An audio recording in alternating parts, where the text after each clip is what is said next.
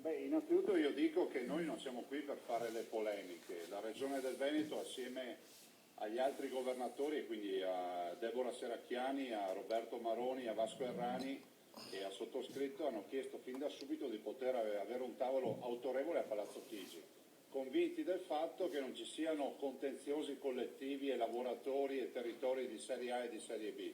Non si capisce per quale motivo, quando si muove qualcosa di negativo su aziende che si chiamano Fiat, Alitalia, Ilva, corre tutto il governo. Qui ancora stiamo attendendo dal 12 ottobre di poter avere una convocazione nazionale.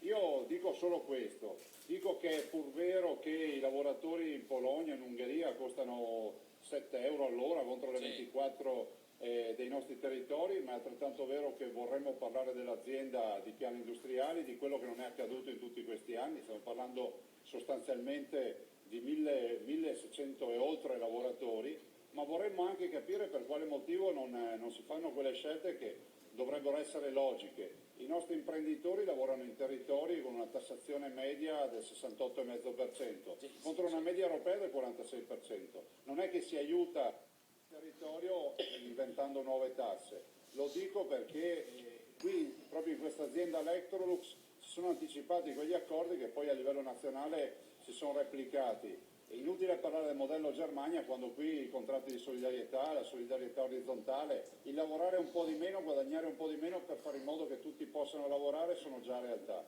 Per cui vengano qui ad imparare, e vedranno che comunque qui si fa sul serio. Noi chiediamo solo veramente con la volontà di non fare politica. Il gruppo dei governatori ha una trasversalità anche ideologica che è evidente a tutti.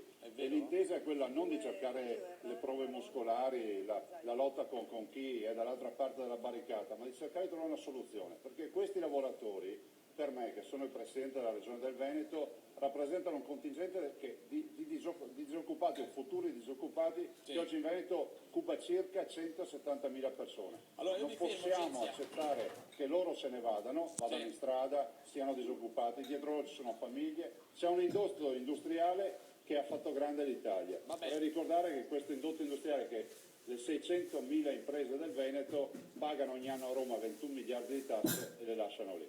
Simona Vicari in studio, grazie.